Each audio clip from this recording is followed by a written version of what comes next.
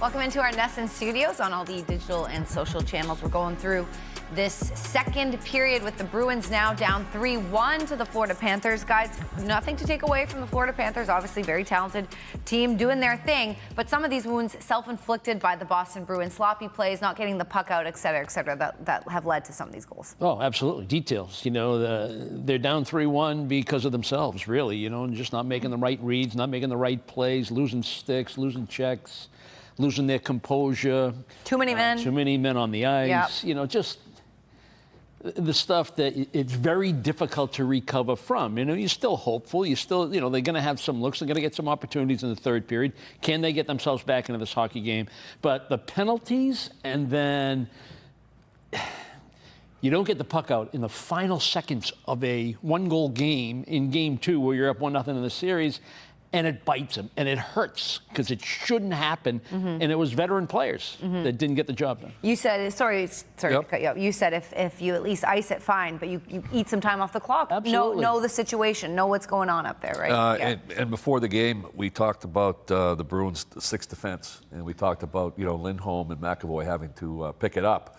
They were struggled, and they ended up breaking them up in that second period because they were struggling so bad, and that carried over, and they really need those two guys to be those veteran leaders back there to make the intelligent plays and to kind of settle everything down a little bit. Yeah, McAvoy gets himself in trouble, Barry, when he tries to do too much, and he starts going all over the ice. He takes himself out of position, and then he wants to make a big hit, and he gets a bad angle. And you know, the Barkov rebound goal, he doesn't have a stick to defend. He doesn't have a stick. When he had a chance to make a play in the corner and doesn't make it, and now you're chasing. And that's the top line for Florida. And you knew that they were going to up their game tonight because they didn't play well in Game 1.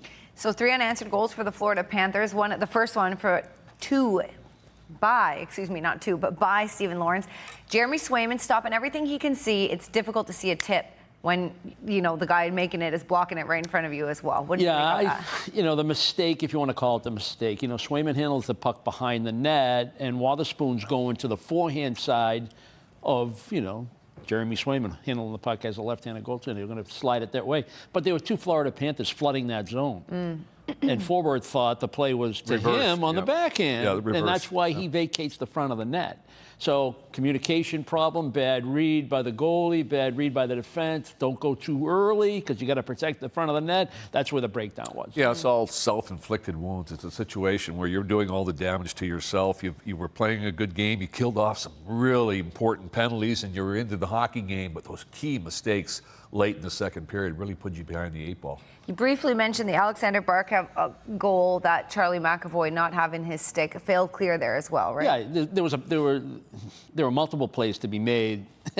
The play he made was the wrong choice. Now the puck's turned over, and you lose your stick in the process. We didn't even know if it was broken. No, it didn't seem like it was. But he didn't have his stick, and rather go retrieve it because you're in your own zone. Nobody gives him a stick in an exchange so he can protect the front of the net if there's a rebound opportunity. That's where the goals are scored. You want your defenseman to have a stick as opposed to a forward.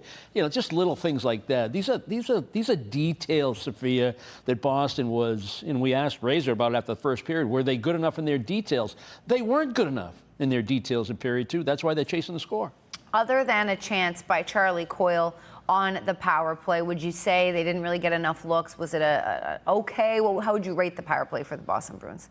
I don't think it was all that great. It wasn't. They didn't get enough, scoring opportunities. I think on their power play they only had 2 shots. Yeah, they only had.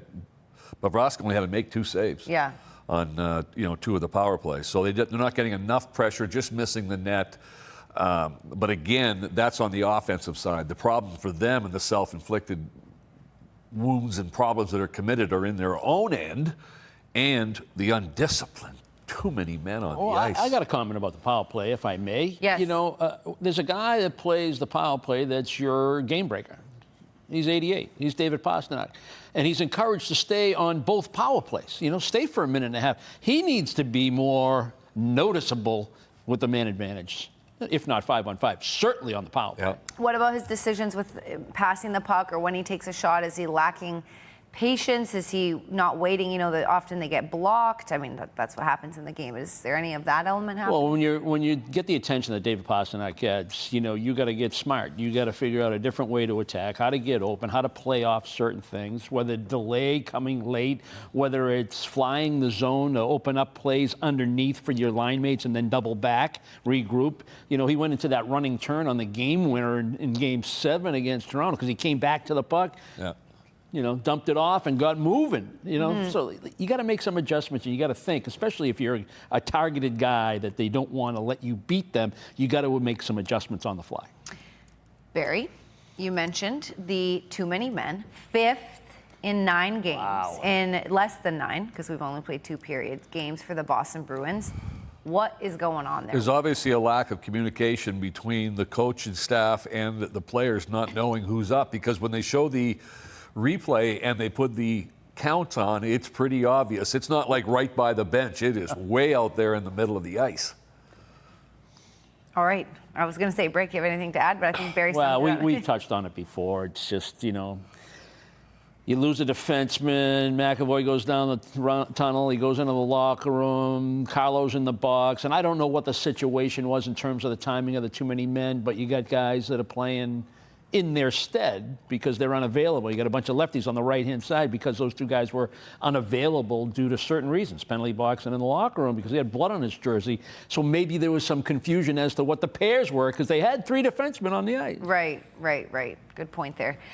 We briefly talked about it, but let's recap really quick. That late goal with about a second left on the clock to put the Panthers up 3-1. The Bruins, to combat that, I mean, you're just 2 goals behind, very winnable game. What do you got to clean up in the 3rd period here? Well, you got to clean up the play in your own end, and when you have the opportunity to make a play, go tape to tape, it's got to be made. And when you have an opportunity to get it out, it's got to go out. That was a situation, as Brick talked about. Yes. You know how much time is left. You kind of had control of the draw. You got it there actually in a pretty good place to be able to go up off the glass and get it down. Yeah, it just seemed like the 2nd period of this game, it was a realization of how much is on Jeremy Swayman's shoulders.